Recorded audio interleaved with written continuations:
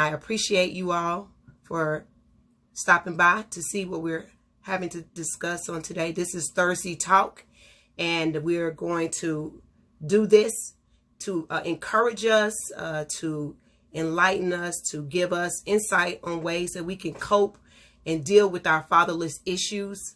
I am the author of Dear Dad, It's Me, and I wrote a book that talked about my fatherless journey growing up.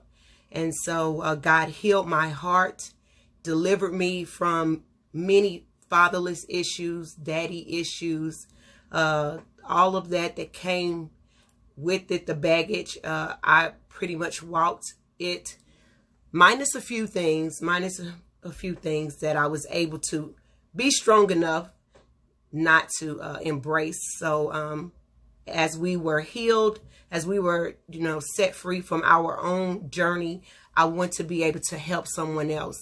And so that is why we are doing these lives on Thursdays at 5:30, is to help another fatherless man, woman, or child. Hello, my sister. How are you, Katrinka?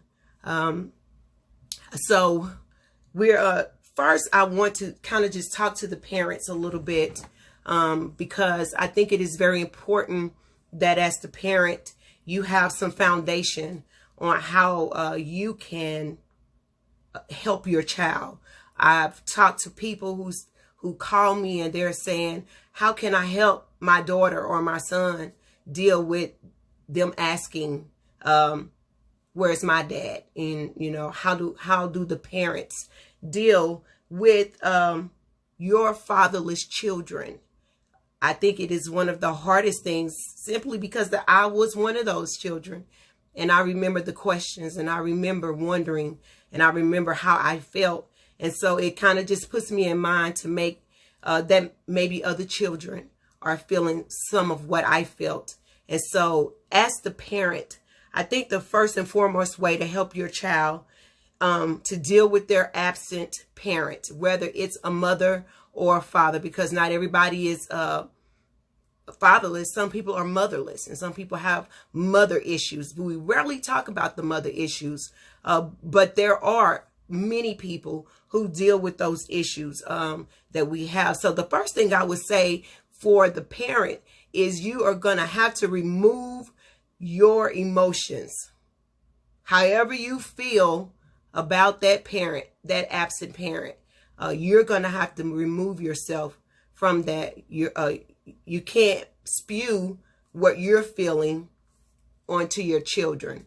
That person may have hurt you, that absent father, or maybe that absent mother. They may have hurt you. They may have caused you some pain. But as you deal with your children, you're going to have to put that to the side so that you can kind of undergird your children for the better. So that would be the first thing I would say to the parent, is remove your emotions, remove how you feel, your anger and your frustration and your resentment for that person that's missing, that's causing your baby pain, that's causing your child tears, that, those midnight tears, those fatherless or those Father's Day tears or those Mother Day tears. So let's try to pull back a little bit on how you feel. You cannot put your anger on the children. Don't put that bitterness and that resentment on your children for that absent parent. So I think once you handle that part, once you remove yourself from that part, you're going to be able to help your son or your daughter, or sons or daughters, deal with their fatherless issues in a better way by removing yourself. I would say to also, for the parent, one more thing is be intentional. Be intentional with your children as far as your parenting, as far as how you deal with them. You have to recognize that the first thing is they're dealing with a parent who is abandoning them, a person who is rejecting them. Some of the parents And I just want to say fathers, because that's what my platform is. So we're going to just stick to the father issue. But some of the fathers are right there. They are in arm's reach. They are a phone call away, maybe across the street, maybe down the street, in the same city.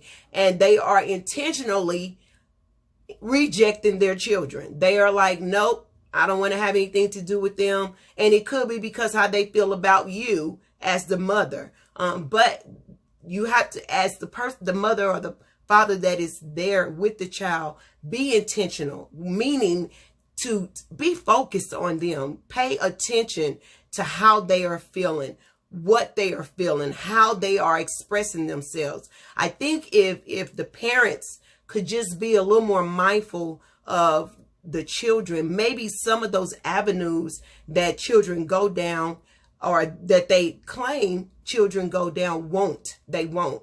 If we could just stay focused on how they're feeling, especially when they're younger, and they get to that age about 7 or 8, and they really notice that, hey, dad is not here. Where is my daddy? How come my other friends have a daddy and I don't have a daddy? When they get to that age, that means they're becoming aware of their feelings, and they're becoming aware of how things should be. You know, in school, they teach you a family is a mother and a father. You know, at least that was in my generation. And they may be switching it up a little bit in today's time, but it was about having a mother and a father and some kids and a dog and a cat.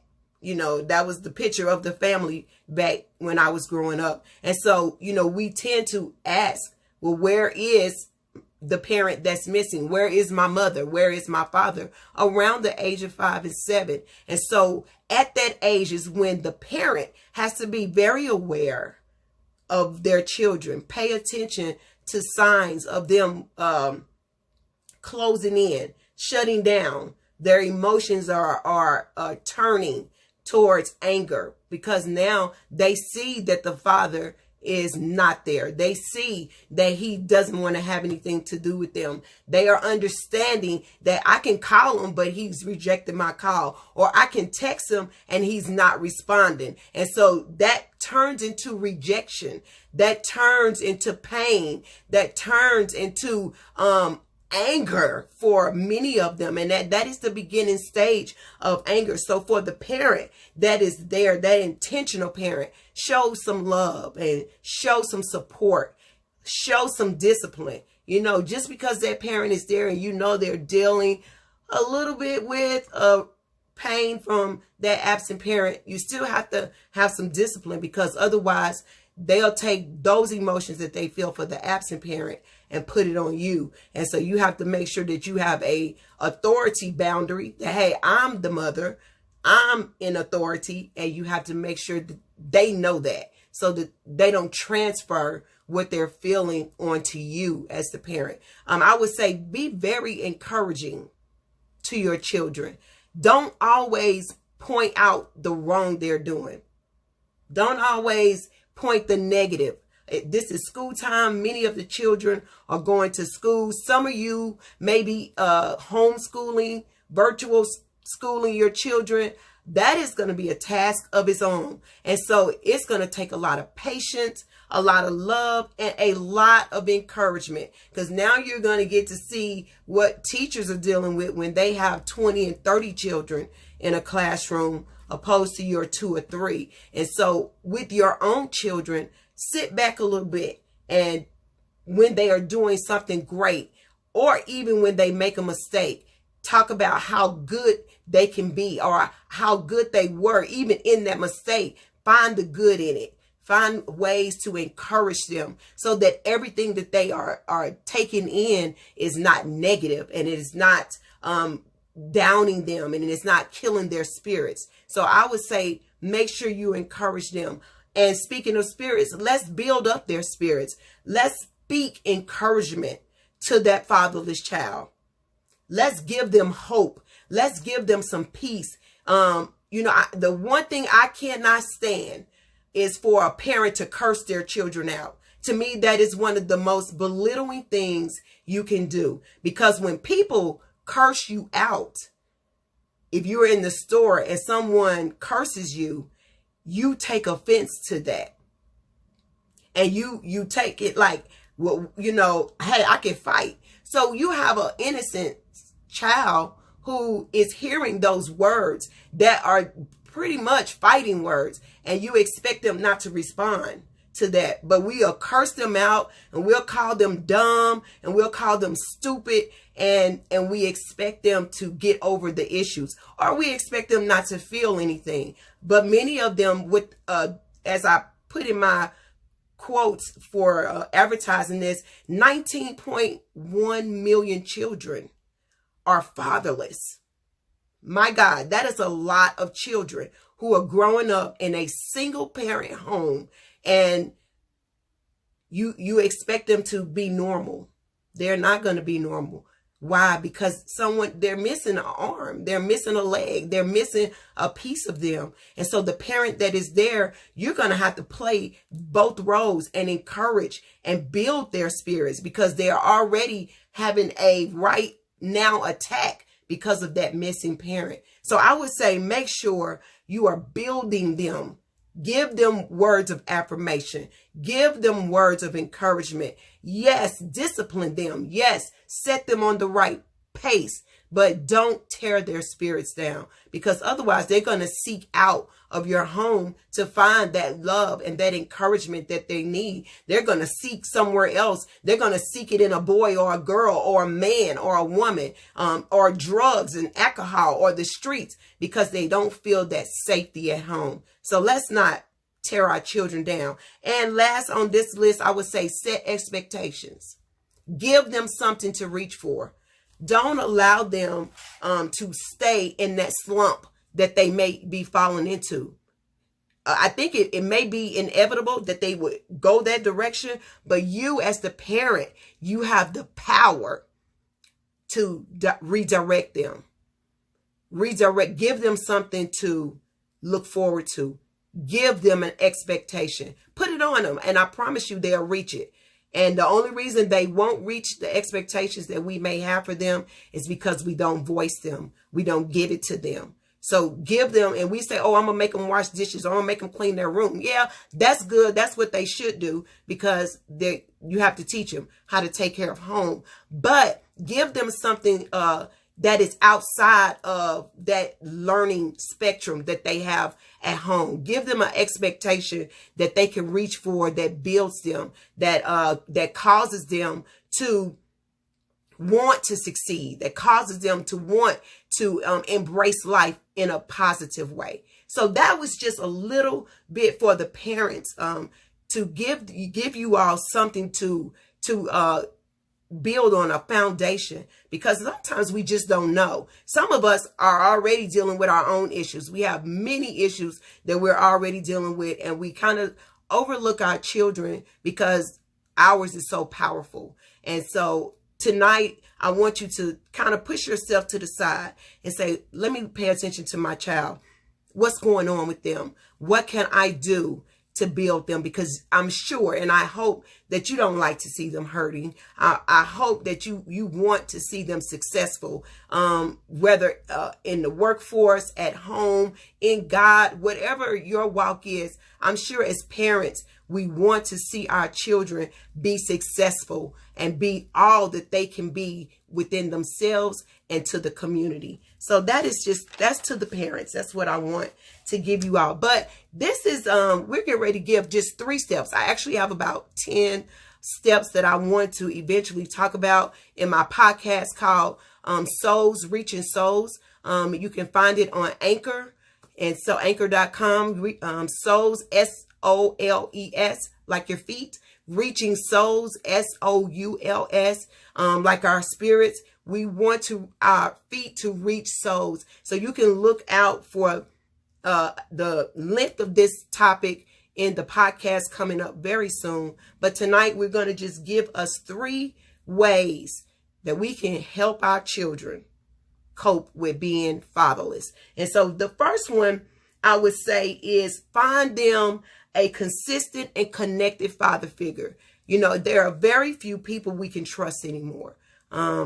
very, you can't just give your kids to strangers like we used to could do, and maybe they would be okay. But today's time, things are just a little rough and hard. But a person that you can trust, a grandfather, an uncle, a brother, anybody that you think you can trust with your children, that would not mind stepping in and being a constant, and that's the word, constant father figure, somebody that can give them advice, someone that can build their spirit, that can affirm them, that can see them, that can see beyond the mistakes they make. Because believe it or not, one word from a male's perspective would change and alter the way a child feels. I hope my son don't mind me sharing this, but on yesterday, my son and I are homeschooling my grandson. He's 5 years old.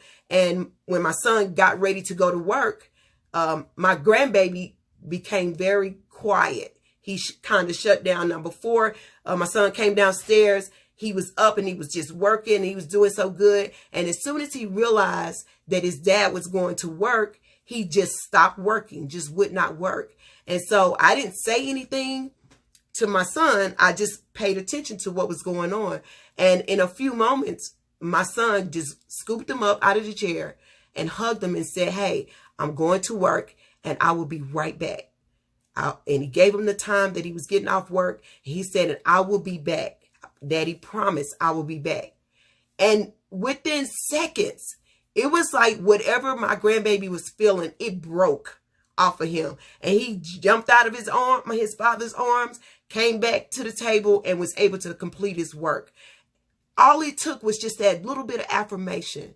So if you can find that man that does not mind giving the smallest affirmations to a sweet soul, whether it's your son or your daughter, someone you can trust, I promise it would change their emotional path. It'll change the decisions that they make, and they can thrive in life. So that's the first thing. Somebody that's positive, someone that's going to be long-term, someone that is engaging. Man, that is so important. Being engaged in what that child is feeling, what they're doing, how they are successful, even when they make failures, because children need discipline. We don't want to see our little children hurt, and we think that they could just do whatever they want to. No, we have to tell them no sometime. We have to give them boundaries. And so someone that's going to engage them, and of course, somebody that is trustworthy. We don't want anybody that's going to cause them any more harm than what they are feeling already. So we're hoping that you have someone like that in your corner, someone that you can focus on, someone that you can trust to be there for your children. Joy said, great job paying attention. The unspoken body language is powerful. Parents have to watch and see. Absolutely. We got to watch and we got to see what our children are going through, because sometimes they don't have the words to explain it. They don't have the vocabulary. Sometimes we adults don't have it. We are angry and we don't even know why we're angry, and we're frustrated many times and we don't even know why we're frustrated.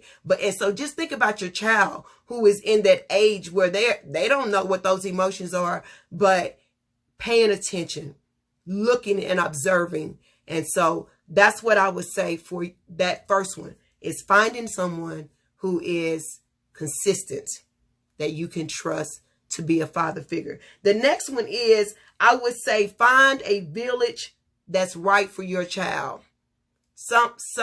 A sports program. I know that COVID has really messed a lot of that up for us right now.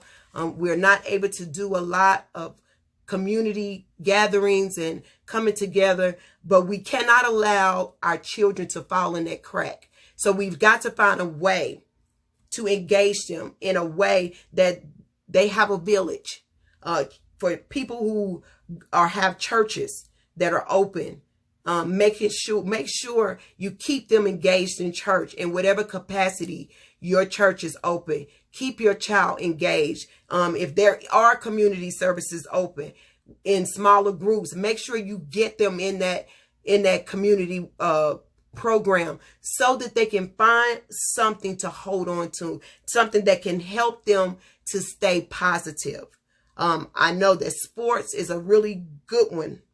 It's a really good way to build character and build self-esteem. Hoping that you got the right coach, because I know some coaches are not out for those kind of character building skills. But for the ones that you know are for the children, hey, keep them engaged. Don't let computers and TV take them out during this time where we are social distancing, because they will get lost and they will get consumed in their feelings and their emotions and may not be able to find their way out. So let's keep them engaged. Let's keep them in a village, whether it's cousins. Man, cousins go a long way.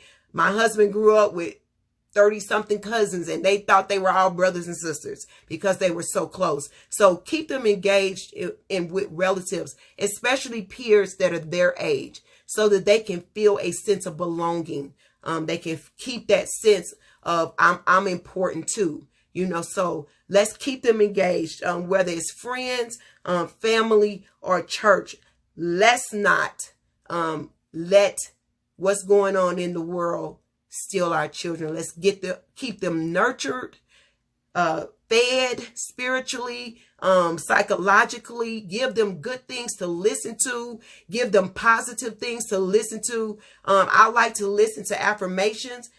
Sometimes I just play it out loud. It's just playing throughout the house. You do that. You can build your children just by the words that they are receiving and what they're hearing and listening to.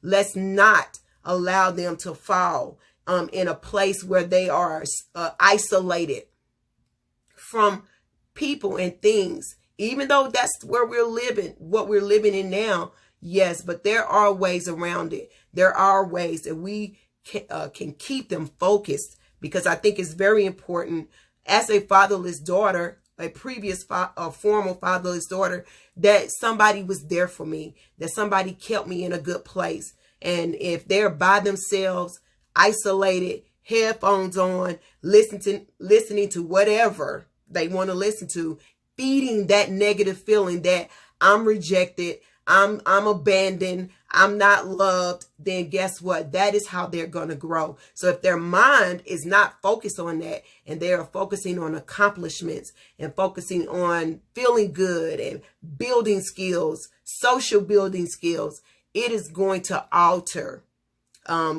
where they are. So that is number 2. So my number 3 would be praise their character and less of their appearance. So many times we greet people, oh, hey, beautiful. And we put a lot of emphasis on how people look. We put a lot of emphasis on how beautiful we think someone is, and less on their character, less on how they're acting. I could be beautiful, but I could be mean as a rattlesnake. And we don't really focus on that. So we have to teach our children and engage them in ways that build character. How are you treating people? I know you are living in a misfortune right now, but you don't have to act like that. You don't have to act angry. You don't have to withdraw. You don't have to, parents, you don't have to let them be that way. So let's focus on ways that we can build them up. Don't overcompensate for their beautiful selves. Picture taking and Facebook and selfies, all of that has focused on our outer image and less on our inner. And we need to kind of reverse that a little bit. Let's make sure that our spirits are good. Let's make sure that we are, treating people right. Let's make sure that we are engaging people correctly. And many times we'll respond how people are responding to us, are reacting to us. So we give what we're getting, and we don't have to do that. I know that I was very angry. I was very frustrated, and I treated people like that. Like, if you crossed me wrong, oh, you caught some words that were just not godly, or you caught an attitude, or you caught a demeanor that was just downright mean. And people used to tell me, Markeidaj, you so mean. That's because I was hurt. That's because I was frustrated and I couldn't understand why I was the one that had to be fatherless. I had a whole lot of reasons, but it gives no excuse. I should not have been that way. I should not have been that type of person that was mistreating people. But now that I know, I want to help alter a child, their way and how they respond to it. So if you see your child mistreating people, don't overlook that. Address it in a way that it doesn't tear them down, but in a way that you bring enlightenment to it so they can know, hey, I should not treat anyone that way. And as you dress them up on the outside, dress them up on the inside. As you put all of those name brand clothes on them on the outside, make sure you put something that they can thrive in the world and be a citizen that people want to be around. Be a family member that they don't mind being around their family member who is fatherless, because, hey, they don't carry those symptoms of abandonment or neglect or anger or, those types of things. So those are 3 things that I wanted to focus on today. And just in closing, and you can count this as number 4 if you desire. But one thing that I really want you to focus on is make sure that you teach them how to forgive. Teach your children how to forgive.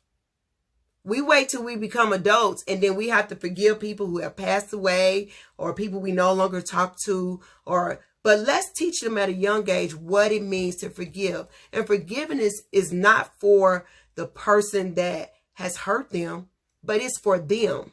Forgiveness is a way for them not to carry that burden that someone is placing on them. So maybe giving them scriptures on forgiving, or giving them some teaching or something you can find on Google or whatever, anything to help them to know what forgiveness is. And I think with that foundation, that closing of the 3 ways that we can help our children cope, forgiveness is the one we need to close with, because without forgiveness, man, I think that's why so much cancer and high blood pressure and all types of diseases, internal diseases, because we hold stuff. We impact ourselves with so much emotional baggage. And I think that if we don't teach our children how to release that, they're going to grow up with that compacted down. And as they grow to be adults, then the body is going to start responding. The body is going to be full of all types of issues because we haven't taught them how to let it go, how to forgive, how to move on. And I think if we start teaching them now, as age appropriate, as best you can, putting it in their spirits, putting it in their thoughts and in their mind, baby, you got to forgive. I know daddy is not here and I know it hurt, but you forgive them. Don't you hold on to that anger. Show them where they are. Call it out so that they can recognize that's a father issue. That's a fatherless issue. So they don't be 30 years old, grow to be 30 and just realizing, oh, all the time that was a fatherless issue. No, let's teach them at 7. Let's teach them at 6 and 8 and whatever age that you think is appropriate for your child to start dealing with their fatherless issues. So I hope that you got something out of this today. As I said, we have more. We're going to go on the podcast one day real soon and maybe do a series because there's so many of them. I may break it down into a 3-part series on my podcast called Souls Reaching Souls. You are welcome to look on anchor.com under Markeidaj if you would like to listen to the podcasts that are already there. I thank you all so much for joining in. All of you just don't know, I'm super excited about just stepping out and just being all that I'm supposed to be to help and build and encourage our community, my neighbors, my church, my family. God bless you all. Thank you again for joining. If you have any questions, if you would like to just talk, you can always reach out to me.